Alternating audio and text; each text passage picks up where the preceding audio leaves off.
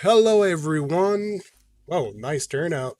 Thank you very much for stated dosage for that. I looked a little bit while I was doing my setup. Amazing game. Nice the Division 2 game's looking good. Hello, new subscriber Giuliano, Master Pietro. I hope I pronounced that well. Hey, on Kanye. Hey, there's literally too much people to mention. Everyone, thank you very much for coming all here, and thank you for the new subscribers, BBS PJC. Thank you very much.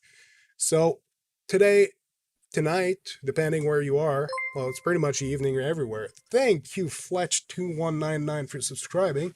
So we have a little panel, some pretty good folks from very diverse places. Wow, the subscription are going well. So people who are contributing to the community of Stadia in very different ways. We're gonna have a little chat of what's going on here and more subscribers. Travis Touchdown and SSR07. Thank you very much for subscribing. So we're gonna welcome them just right now. So bear with me.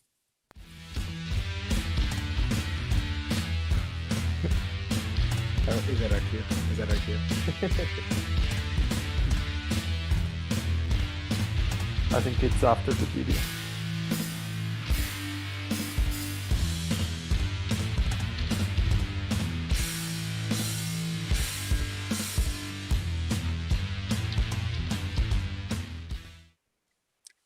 Hello, guys. How's it going? What's going on? So we got a Link, Hey everyone. we got Jack, and we got Stadia Hunters here. And we got so many great people in the chat right now. It's on the fire. That's great. So, how are you doing, guys?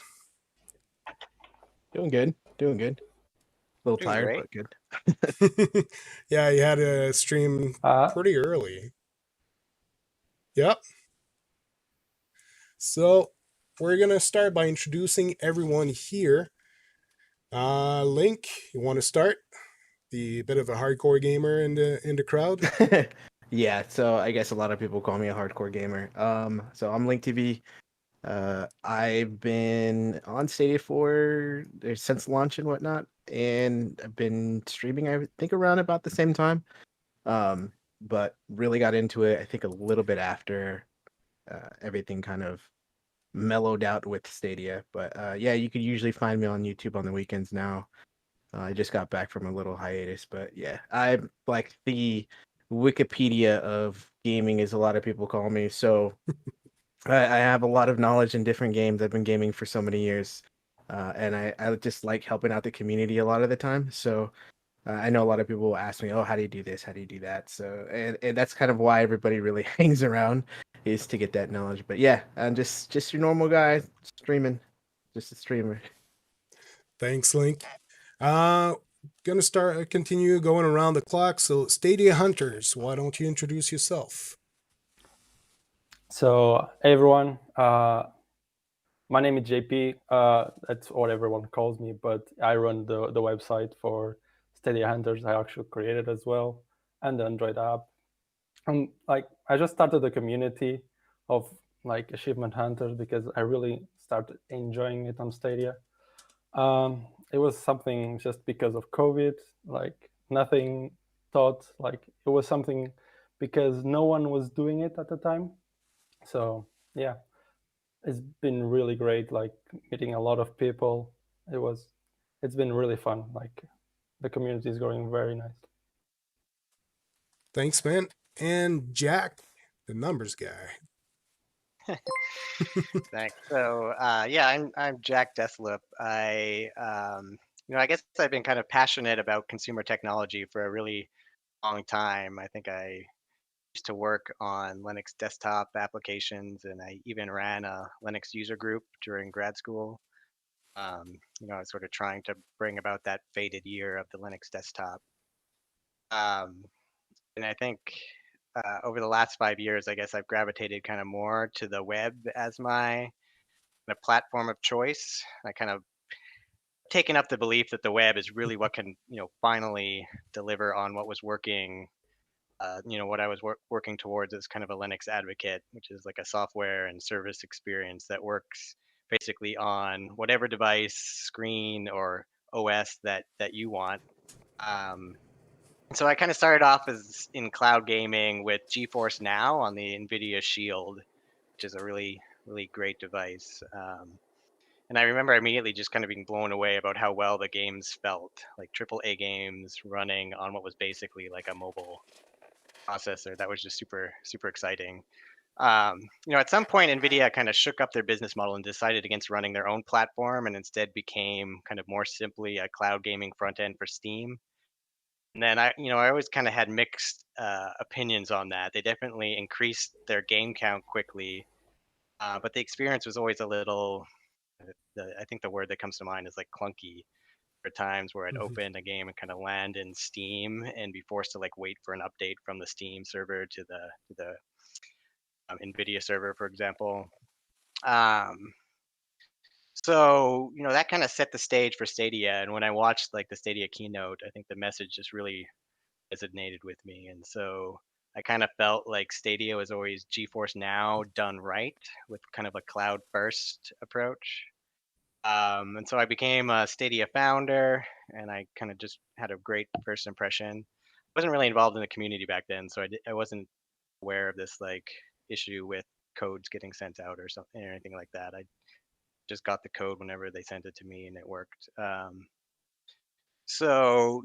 got a little bit more involved in the community around, partly because of the pandemic.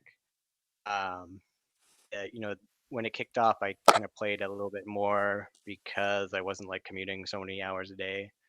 Um, and I got more involved in the community probably a few months after that, around June, because I probably made the mistake of searching YouTube for videos on Stadia, and I was pretty dismayed, I guess, at what I saw a lot of creators describing Stadia as, which was something like completely different than my own experience with it. So began kind of wondering if I was alone. And thankfully, I kept searching and found like the subreddit, and I found all these kind of like small YouTubers.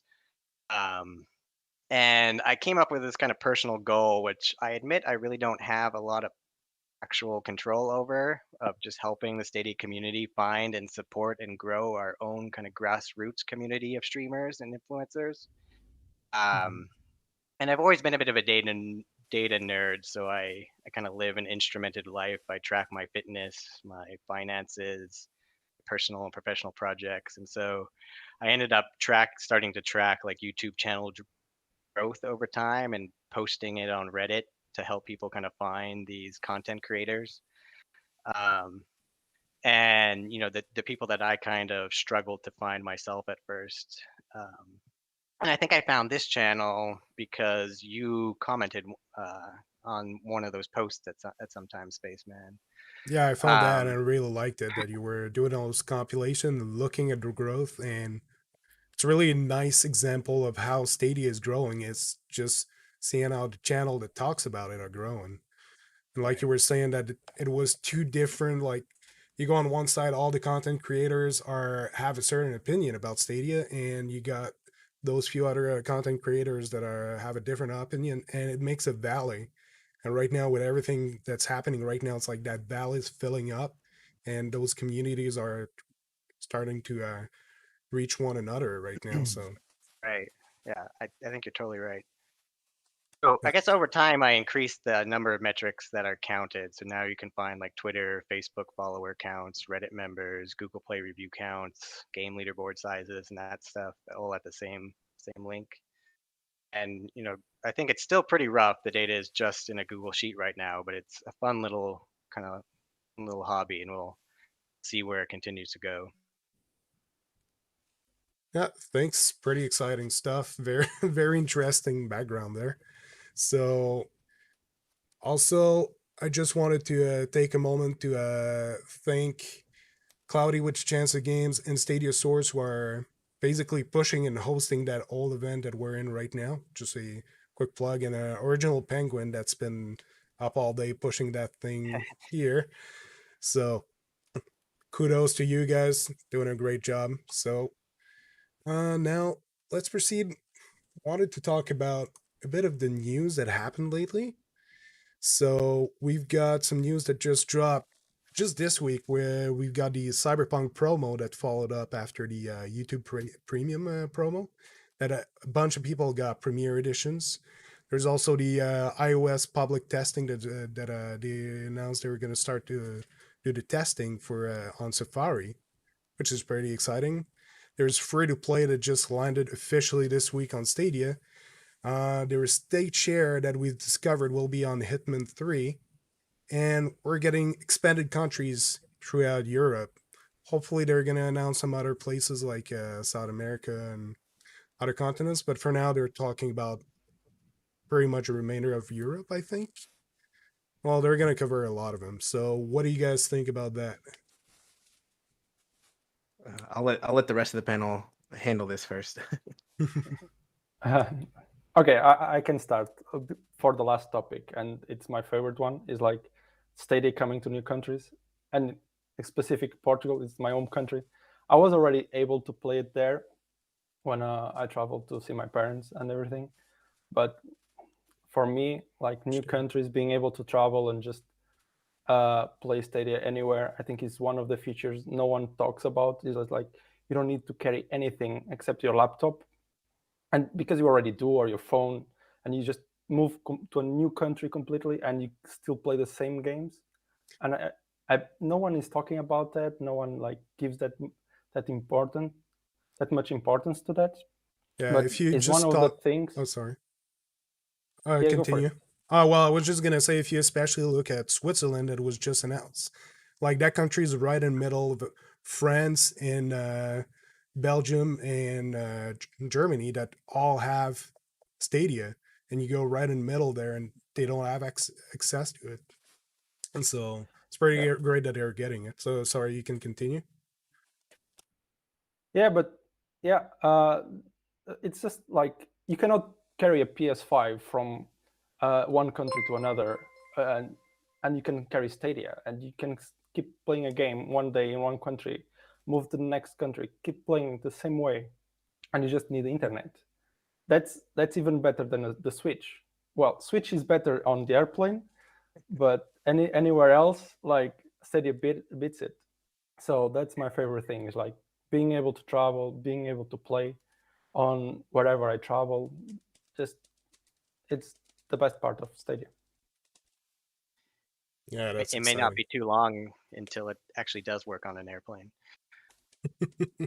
I'm waiting for that. That'll keep me from having to take anything else other than my phone and a battery pack, and I'll be set. That's all I need. As long as I can do that, I'm good. But yeah, no, I'm excited for more countries. I think this is the perfect time now that we're at 1 year to kind of start branching out. We have the data. We'll still collect more data in the process, but at least for now, Stadia knows what works and what doesn't work in the initial start of things. So branching out to these other big countries, I know like Eddie Player One, he's always talked about trying to get the awareness of getting this out to more and more countries, get more people involved. Because yes, it's a great service. It's free. It's Mhm. completely free. So how are you not going to try to give this to as many people as you can to have the ability to not spend half, half the amount of money that you would, be spending in a console, you'll be only paying just a fraction of it. Like it's so good. I think this is a great time to span it out now that we're getting into going into the next year, and especially with all the other news that was announced towards it. So I'm looking forward to seeing more of the community grow. I think they mentioned today, or somebody mentioned today or yesterday, the Destiny community increased a large, substantial amount just because it went free to play. And it's going to keep growing once we get more and more of these countries out there to have access to Stadia. So I'm looking forward to seeing this ecosystem grow. I've seen it from a pea on the plate to now this huge steak that's just sitting there waiting to be eaten. So I'm excited. I know that we're going to chat about year two here in not too long, but I think one thing that's really clear about year two is that it's going to start off with a bang. We're Yes. getting Cyberpunk, we're getting Ubisoft Plus, iOS support, more countries, all before the end of the year. And that's all on top of the free to play games and demos that have just launched in the last like week or two. Um, year two is definitely off to a hot start already. Yeah, they already got a load of games confirmed.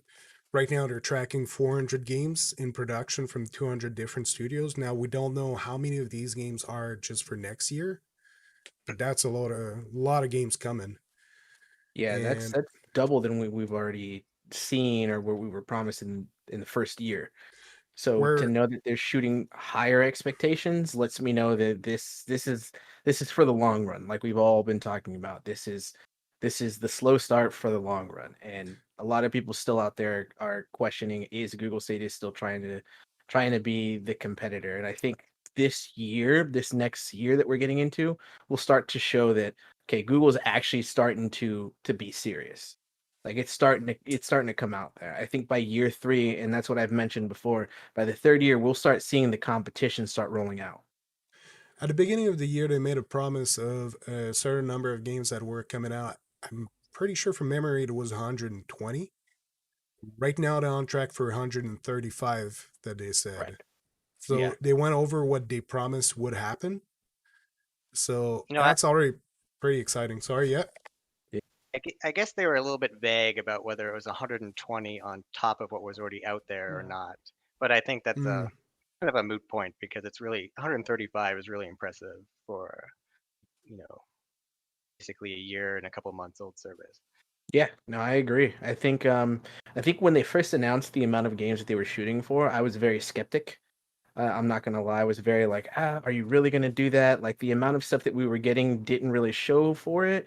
And then once we started getting all these free like pro games, 6 of them every other month or every month for a while, and I'm like, okay, dude, now I'm believing that this is going to happen. And all these stealth drops that kept popping in, and I was like, okay, you have me sold that you're gonna hit this mark, no problem. So when I saw the substantial growth in how many games they're shooting for year 2, I was like, I'm all for it. You've already proved me wrong once. I'm taking the cake. Yeah, another No, I thing mean, that sorry, go so, ahead. another thing we have to consider is like a lot of games were delayed. We They were planning a lot of stuff for March, April that we didn't get. We just are getting those stuff now. So that's why it wasn't that phased out. I think they probably had a plan of a few games a month, but then COVID just like blew it off all. So that's why it was like September, October, November. Like we have a lot of games, and maybe they also just made more connections, and those connections are starting to come to fruition, and that's why we have more games now and more in the future. Hmm. Yeah. And the fact you brought up COVID, I think, is one of the aspect. As much as it was a barrier to get a lot of those games out, it actually put Stadia in quite a advantageous position, if I can say, because since it's in the cloud, actually Bungie came out and said that if it wasn't for Stadia, they would not have been able to deliver Beyond Light in time because they switched their whole production to Stadia as their main platform. Right. So then we've just seen like they just shipped Beyond Light and vast improvement on Stadia. It now plays a lot better. I remember trying it with mouse and keyboard before and it was wobbly a little bit, and now it Agreed. plays like if you're playing local. Yeah, Like I it's been really. I think what they've done though, on top of that, is Stadia's been working in the backgrounds with a lot of uh, the performance, because even the controller feels so native now. Like, and a lot of people have said, coming back, like people that play all the platforms, I said coming back to Stadia after a little while, now playing it on the PC or on a Chromecast, it just feels so much more native. And I'm like, okay, this obviously shows that they're still putting in a lot of work towards those minor performance issues that are still making big differences. There's Justin Uber, pretty sure that's his name. Not too long ago, he posted on Twitter that he actually just finished working with one of his team of collaborators, engineers, that they were working on the controller and at improving a response for how the controller feels. And he brought in the as an example, it was NVIDIA Reflex to compare it to the technology that he used to improve the controller. And that's Mm. a technology that's used for PCs that are running games at 250 frames per second. So it's a next gen PC Master Race hardware. So they got a Nice. software to sync up the basically, instead of having your CPU doing the game and transferring the information to your GPU, then it goes to the monitor. But you have the mouse and keyboard that's a bit lost in like connected to the CPU, and it explains that it goes on so many different layers and doesn't connect everything together, so it becomes linear. Mhm. What they do with a NVIDIA Reflex is they actually centralize together directly to the GPU, communicates with the CPU and the monitor at the same time, and bring all the information at the same time to make sure it's synced, and that your command from the mouse and keyboard, or in the case of the Stadia controller, is as late as possible in the frame, so that when you get a new frame, you got the latest control that you did put in. So Mhm. it's one of the improvement that he was showing that they've done to the controller, and they actually just shipped or they're about to ship. So it's pretty exciting stuff that they get that high grade PC technology software and Yeah. they put it on Stadia. So they got some really good engineers doing all kind of stuff. Just the messaging that just came out, it was a team of one guy that was working on it. And eventually, over time, he got someone else to help him. So it's only two guys that worked on the messaging application that we just got now, like last week or the week before, just lately on Stadia. Yeah, I would say about if anything, the longest it's been is maybe 2 weeks or so. But yeah, it's been a slow rollout, and I think it's now officially by this week. This weekend has been most people should have it. Mhm. But fixes done on Stadia were done with very high profile engineers that have done an amazing job. Yeah. So coming back to the game count for a minute, one Hmm. thing I would note is that I'm already at the point where I have basically a big backlog of games to play. I basically already can't keep up. Yeah. And I do realize that there are people who are disappointed in the library.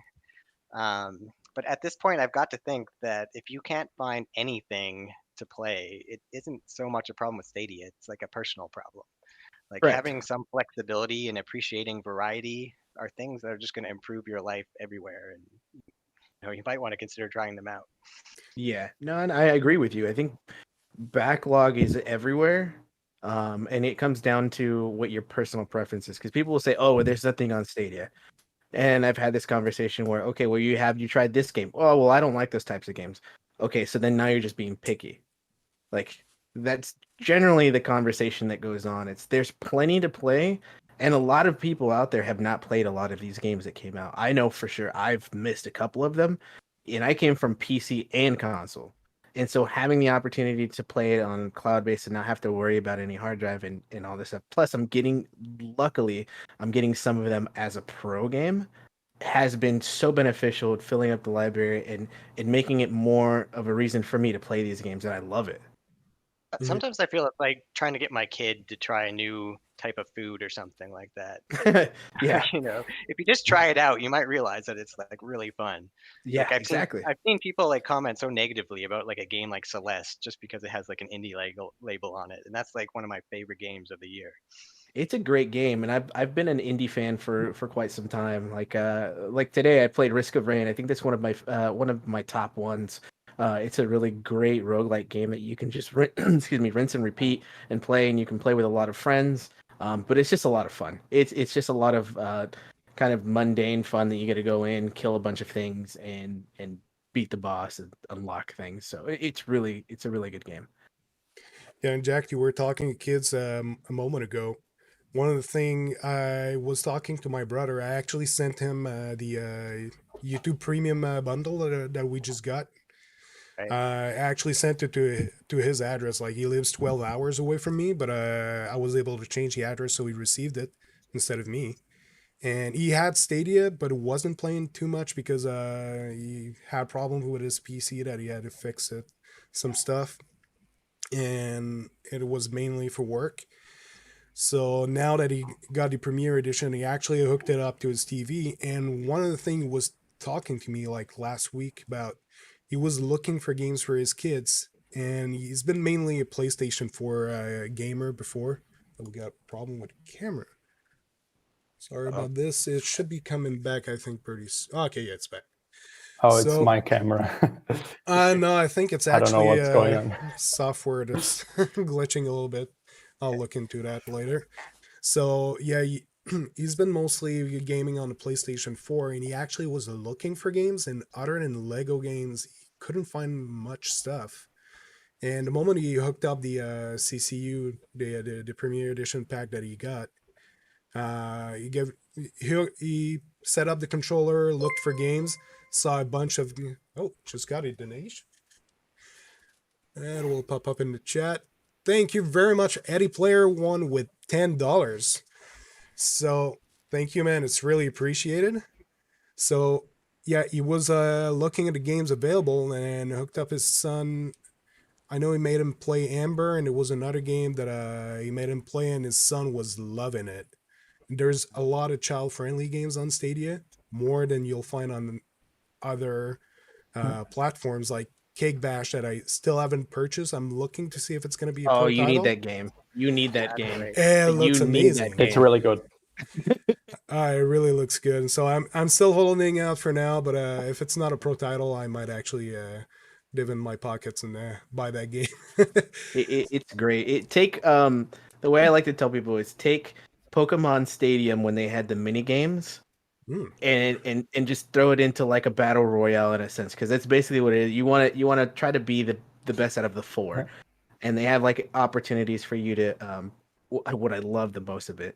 You get coins as you win, and then in intermediate rounds where you get to pick like what add-ons, like little gummy pieces or whatever to add to your cake. Yeah. And if you triple stack them, they count for higher points. So I love that little tidbit. Those little mini things in it make it a little bit more enjoyable. But yeah, it's a lot of fun. I've played with so many different people on that, and it's a blast every time. You know, even if it comes to pro, it's still money well spent. Like you'll get the Agreed. satisfaction of having supported a small developer who's supporting Stadia. So Eddie, it And doesn't pop like, up. Oh, sorry. Go no, ahead. I was gonna say, like, I never played as many games as I've played now, and I'm on my 26 100% completion right now. Probably going to the Jesus. 30. Yeah, before the year ends. I have like another friend that's also trying to go for 30, and I have like other games that are like 1 or 2 achievements missing from finishing the game, and I probably never play it before pro. And every single one I tried, 99% of the ones I tried, I really enjoyed the game by the end. Like, and you just learn so much by playing the game and getting the achievements. So pro has been amazing so far. Just want to thank Chris yeah. at the same time for the $10 donation here. And also, Eddie posted a question here after doing the tip. He said he wrote it, but it didn't pop in the chat. He was asking basically, okay, what game does the panel recommend until Cyberpunk 2077 or Outcaster is out? So, did you guys have an answer for that? So, thank you very much, also, Chris, for your donation. I'm personally playing Valhalla still. I have to kind of squeeze it in at night after my previously mentioned kid goes to sleep, I think. But then I still have Watch Dogs Legion on my to-do list, so I've got more than and Sekiro, I think. So I've got more than enough on my end, I think. But I definitely recommend Valhalla. I think that's an awesome game. Nice. What about you guys? I've been playing Sekiro and Little Big Workshop, and both those games are really cool, in like totally different ways. Yeah. I just play Sekiro. I get like, okay, I cannot beat this boss right now. I'll just go to Little Big Workshop and just see some little guys working out and moving around, and it's really relaxing. And then I go back to Sekiro, and yeah, and those games are really amazing. But like every single game on Pro, I'll recommend. Like Risk of Rain is one of my favorite as well. Celeste is amazing. So yeah, that is a lot to try out. I think I see what you're doing there. You're trying to get the get stressed out and then de-stress playing another game. That's Yeah. that's how you're beating these games 100%. You're trying to put in all the effort on one and then relaxing on the other ones. I see what you're doing. No. All those games are actually really, really good. So Valhalla, I know I've been trying to get into. I'm just waiting a little bit to see because I've been playing a lot of Destiny 2 lately. If you guys have followed Destiny 2, I think that's a great expansion that came out.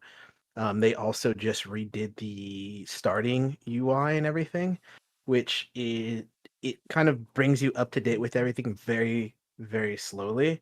But at It's the a same really time, good DLC. it's enough for you to understand now because I was very frustrated with this game when it first came out for Stadia. It gave no direction in the UI whatsoever.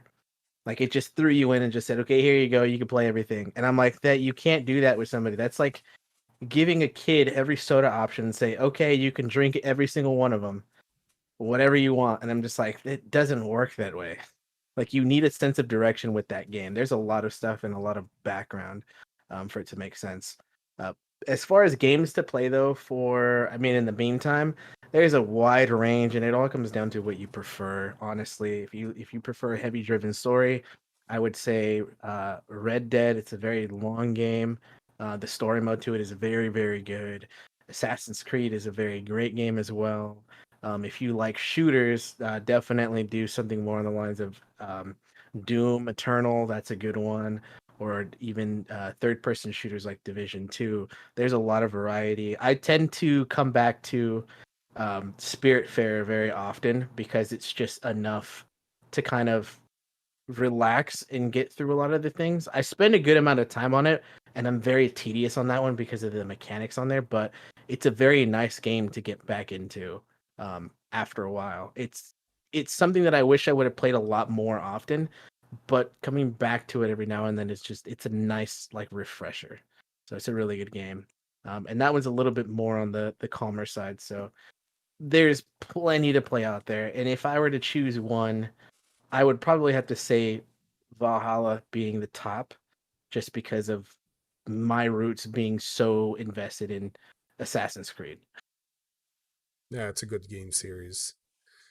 Uh, Also, just wanted to do something before we talk a bit more. We got a giveaway here, courtesy of Konami, who's given me a key for, well, it's given the organization of the Stadia Super Saturday a game key for Bomberman Online R. Ooh, nice. And if you guys can figure it out, whoever gets it first, here is a clue. So have fun, whoever claims it. So if you don't have Pro, it's a good game to add to your collection. Very fun, very fast paced.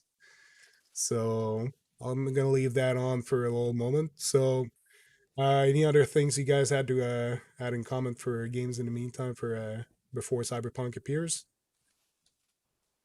I would say Hitman and Sniper Elite 4 are also good Mhm. Oh yeah. games that are in Pro to check out. That's Yeah, one of the no, those are things. good ones. We have so many games. Hitman, I was excited to get as a pro title, and I actually haven't played yet because there's so much stuff to play. And it's like Link was talking about Destiny 2 a moment ago. I actually played that game a little bit here and there, but was not able to really get into the story and all that until that DLC came out. I heard so much good stuff about it. I decided to give it a go. And it's so much more fluid, and the story actually is easy to get in. Like the DLC story is interesting, and the new powers are pretty kick-ass. The stasis Correct. Yeah, it's is very, very OP in PvP right now. They're very broken, all of them. yeah, So if you want to have fun, now's the time before they start fixing everything, because every class is very overpowered. It's gonna get nerfed. Yeah. What is the giveaway? It's a Bomberman Online R, Super Bomberman Online R. So might be possible you already got it. They gave away quite a few keys, but there is one more here. So I wanted to go.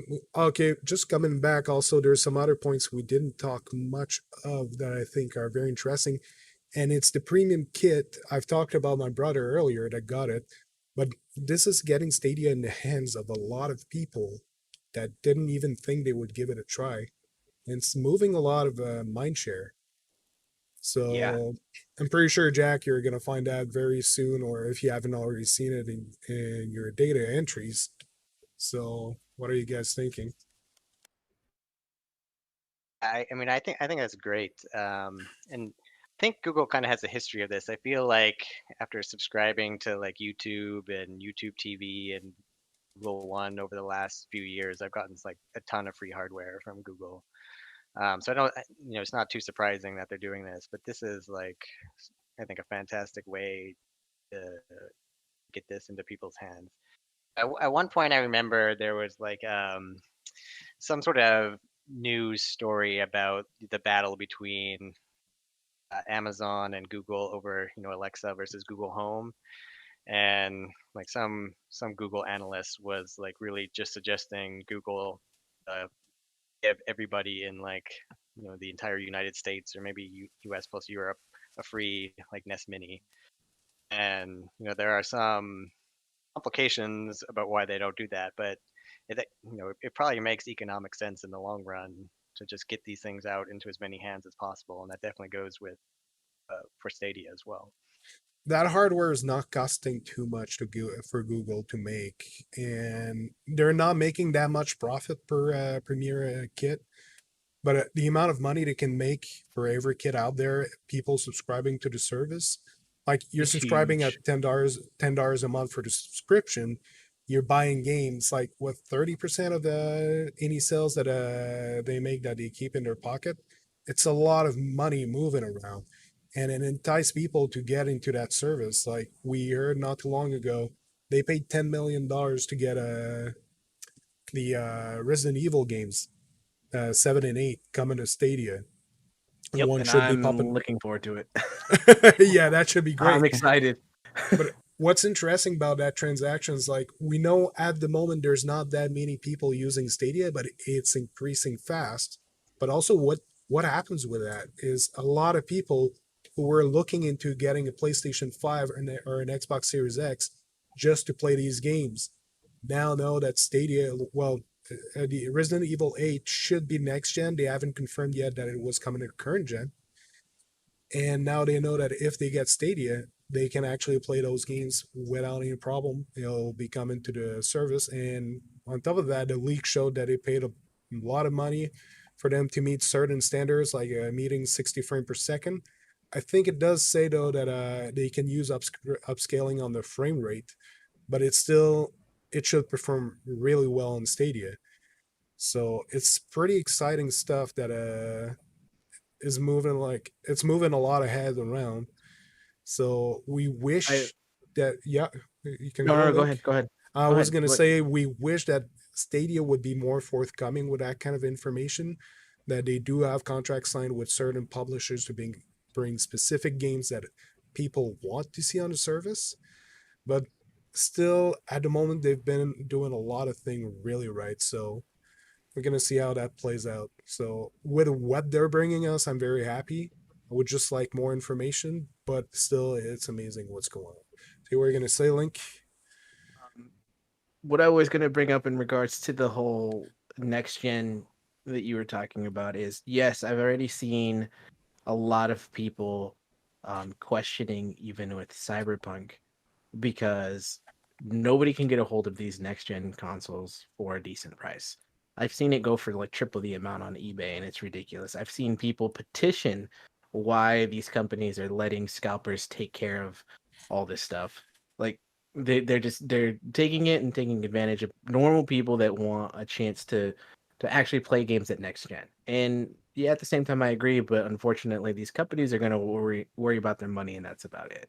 Like that's the business. I mean, there's nothing else to it. But I've seen already people tweeting out like Stadia is giving away a free console 4K and console on top of 4K that. console, and if Cyberpunk is coming 60 frames 4K, this might be the only opportunity for me to play Cyberpunk on a next gen console. Now the only option is, do I take the chance? And a lot of people were kind of really questioning that, like, is this going to be the opportunity for me to play Stadia? And I, at the same time, I'm kind of glad that it's gotten to this point, because a lot of people are now realizing how difficult it is to acquire these consoles and how expensive they are and how much they could be saving, because Google's just been giving this stuff away. Try it. Here's everything you need. You don't even Just have to pay. We'll give it to you. We'll put it in your hands. We'll ship you 6. Like, it's ridiculous how much they're giving away and just here in giving the Canada. opportunity. Go ahead. Okay, yeah, just here in Canada and Toronto, there has actually been some warning that a lot of people were using the consoles for either buying or selling to actually meet with the people and mug them. So Yeah. that's one of the things that physical console brings, is the risk of you're actually bringing something that has so much value with you. It can break. You can have it stolen. You can, well, your save files now, pretty much every console are actually doing the save files in the cloud now for backups, but there's still so much that can happen with a physical console that Stadia, you're shielded from that because it's electrons in the air, in the walls and wires. So that's Yeah. amazing. And you don't Yeah. have to No. distribute a bunch of new gen console. They just have to flip a switch and okay, we got the updated hardware and it's running. Yeah, and it's exciting. I think this was a great opportunity for them to start pushing out these things, because we're getting to the holidays. It's only a matter of time before we start seeing actual big holiday deals. But this was a smart move to go ahead and say, "Hey, here, get as much as you want out now.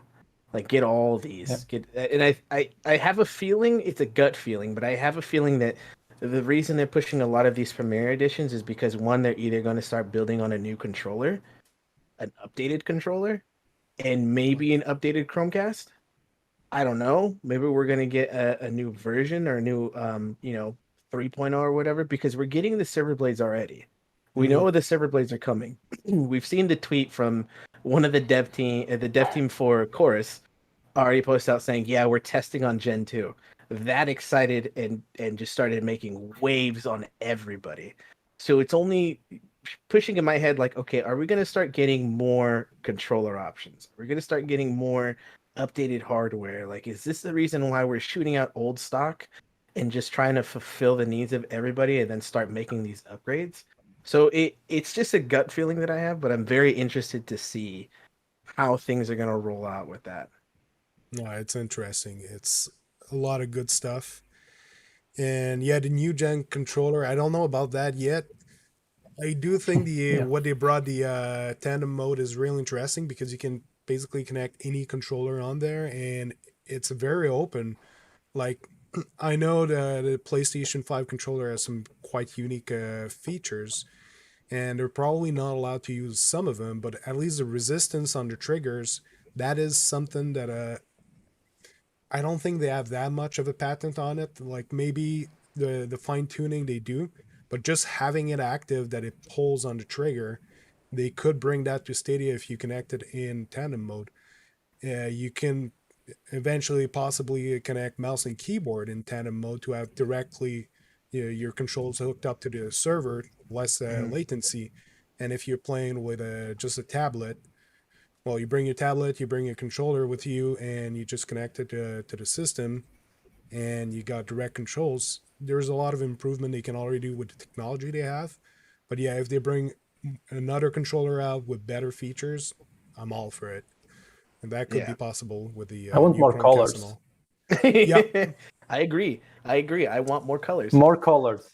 Yeah, Yeah. more colors, game designs. No one is doing it yet, but it will be awesome to have like Cyberpunk controller, Valhalla controller. I don't know, Santa Claus controller, something like that. Like, At least You know seeing what? more Even controller stuff like skins. that, though. Even stuff like that, little things like a Christmas controller, it is huge for some people. because people may love Christmas, or I love the color, I love a specific color. That is perfect. I think that that should be an option. And I know there's other outlets out there that make custom ones. Yeah, but Google should be able to give you look at Xbox. They have the option to let you customize your own on their software, on their website, and ship it to you that way. Like, that should be something. Or, games like Kick Yeah, Bash, let's say you had a pretty big score during that month that you've played a lot and got some pretty good scores, and surprise, you would receive by the mail a Kick Bash themed controller. Exactly. That would be awesome. Like I'm promotional telling you. and stuff right Nintendo there. does it a lot. Yes. Nintendo does just amazing like skins for majorly like their games, but you can there is a lot of like Joy-Cons that you can get from different games, and like people buy and they just have the collection for it.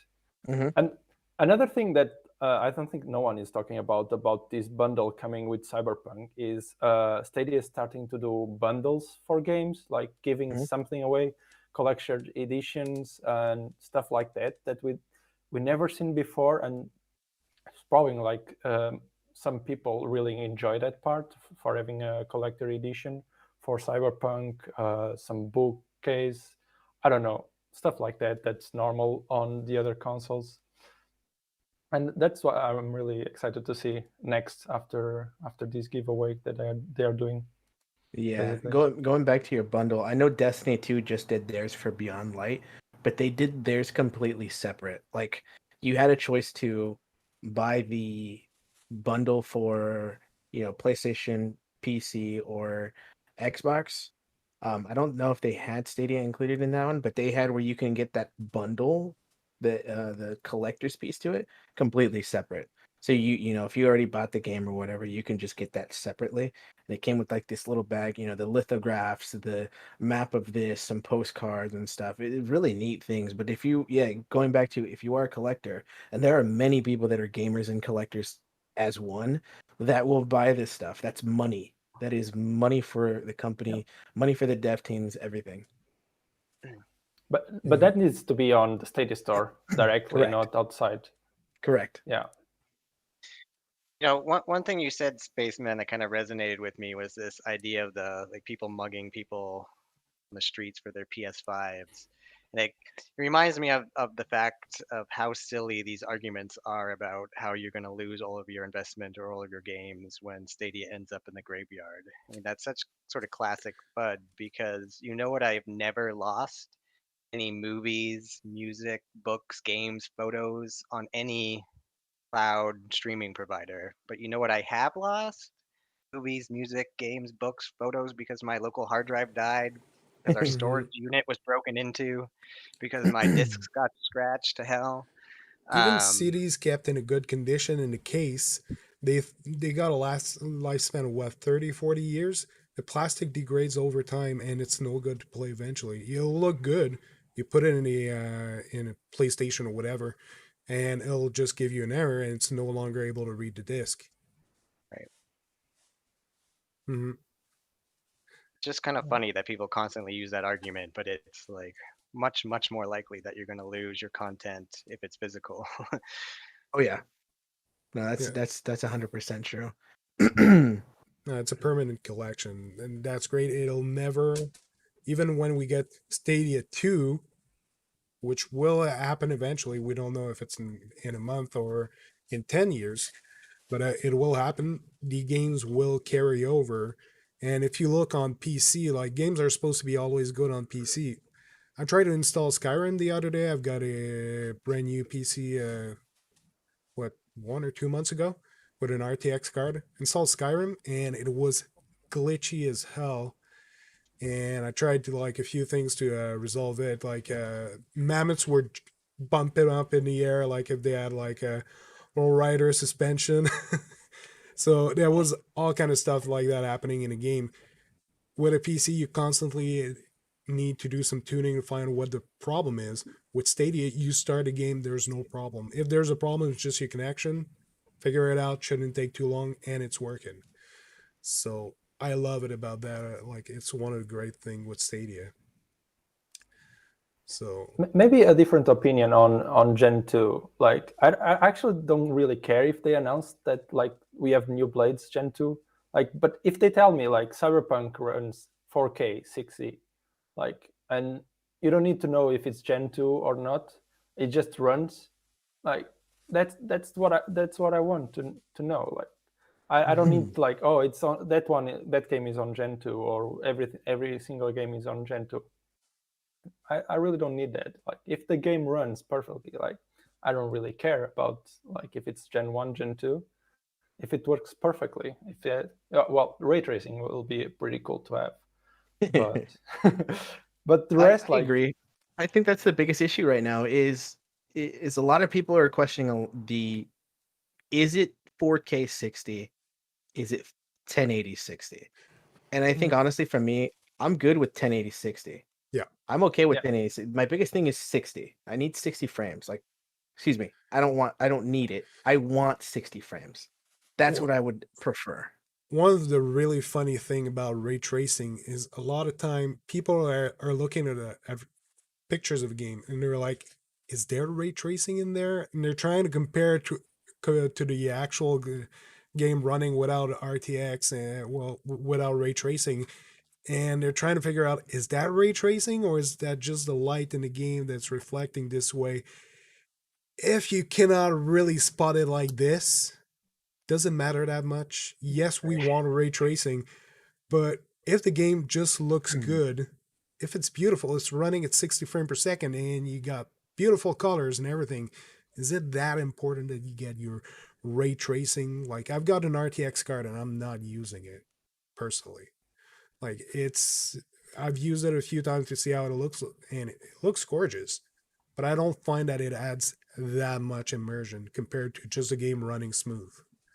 It works for games that are primarily in the dark, that use reflections a lot. I think that's the only time you really want to use ray tracing, because when you're looking at water puddles on the ground and seeing the reflection of a building, or you see the side of a car that's wet or something, you see the reflection of the building across from it or the street. Little things like that, yes, they're very tiny, very minuscule, but they make a huge difference at how much quality is in the game.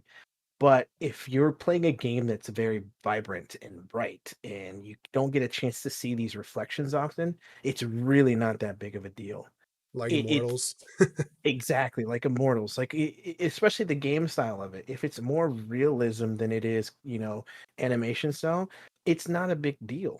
It's not. But when you have games like Cyberpunk, which is primarily in the dark, that uses a lot of metals, a lot of, you know, um, nighttime streets, water reflections, window reflections, all these different things, yeah, it's gonna look phenomenal on there.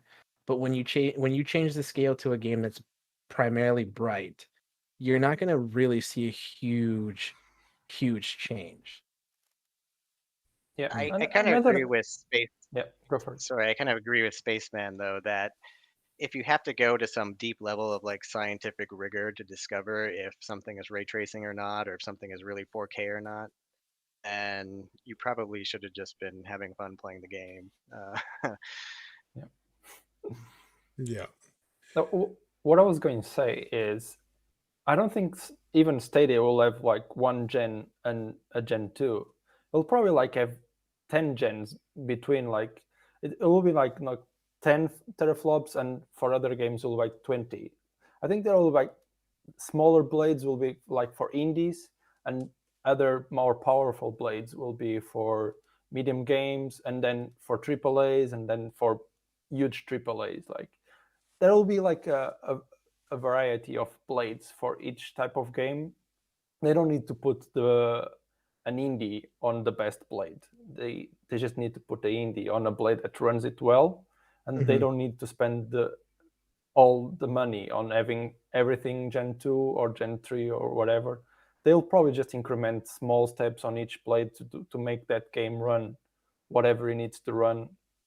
Yep. And then the games that need ray tracing will have a blade with available ray tracing, and everything on the future with the next other Agreed. generations. Just 60 frames. Let's just agree 60 frames, we're good. Yeah, I suspect that'll be the case too. I know lots of people are frustrated that Google doesn't like have a more clear roadmap laid out for the next few years. Mhm. But it's not because I think that they don't want us gamers to know. I think it's that if they laid out their precise roadmap for the next 2 or 3 years, they'd be telling Amazon, they'd be telling Yeah, Nvidia. And this agreed. is a super, super competitive market. Whoever gets the upper hand early in cloud gaming would end up dominating. And Oh so yeah. I think they're very sensitive about that. Keep the stealth drops coming. Let's go. Yeah, so I think you just gotta learn to live with it and learn to love the stealth drops. Definitely, I agree. Mhm. So we're already almost done here. There's like 3-4 minutes remaining. I've pinned in the chat the link for Ray Sherrod 3473, the gaming cyborgs, who's gonna proceed after us, gonna carry the torch for the Stadia Super Saturday. So yeah, I guess we can talk a little bit more, but I just wanted to bring to everyone's attention the channel link is right there. So yeah, I guess it looks really good now for what Stadia is doing for the future. They promise 120 frame per second, and we already had the confirmation from some studio, the one who did Monster Boy, that on the Stadia Blade there are games running over 140 frame per second easily, and it's just a video encoder that's dropping it down to 60 frame per second. So the moment they unlock that, it'll be interesting to see which game follows suit and if they will actually push, because they can actually put two blades together to work together in tandem to bring more power. It's one of the things that was explained when they showed Stadia. So all Mhm. those Ubisoft game, will they actually bump them up at least to 60 frame per second when you have other games working at 120 frame per second? So what do you guys think about this? It will be interesting to see 120, but like it's the same example as 4K. How many people have a TV that renders it? Mm-hmm. What I've seen mostly online is it's mostly on a competitive scale that you'll see gamers actually caring for this, and they were able to measure a difference in reaction time, but it's in millisecond. So in esports, it does make a difference, but for regular gaming, like Assassin's Creed, you'll never change your gameplay because you got 120 frame per second. If you get used to it, if you are like used to your normal life to seeing 120 and you switch to another phone that's 60, you'll notice the difference. Mhm. But if you are used to 60, you'll notice the difference to 30. But like if you until that jump occurs and you are used to 120, you'll not notice. I will say that once you get to that point, you'll never go back. Yeah. Mhm. 120 is crazy. 120 just feels too real. I'll It's just very put it, fluid. 120 just feels too real sometimes. Like even having a computer at 144 hertz, like it's too real sometimes. It's crazy. But yeah, you guys will, if it gets to it, it's gonna be interesting. I'm excited for it. I'm looking forward to everything coming, uh, especially all next year. I think that's going to be the biggest year for Sadly, Stadia. we're gonna have to cut right now because we're at the end of the hour. So 1 hour is very short for that kind of discussion. So Yeah. guys, just say good night, chat. Good All right, night, take chat. care. So Bye. thank you very much, by the way, for joining me again for this. And guys can go to Ray Sherrod's Super Saturday stream. You can proceed there right now. You should be getting ready. So thank you again very much for you guys' support, and also for the tips that I got. I know there was Eddie, and I think the other one was Chris? Chris. Yeah, it was Chris. I'm pretty sure. Yeah, I got it here. Chris, thank you very much, guys, for your support. This is great. So thank you. Have a good remainder of your Stadia Super Saturday. Good night.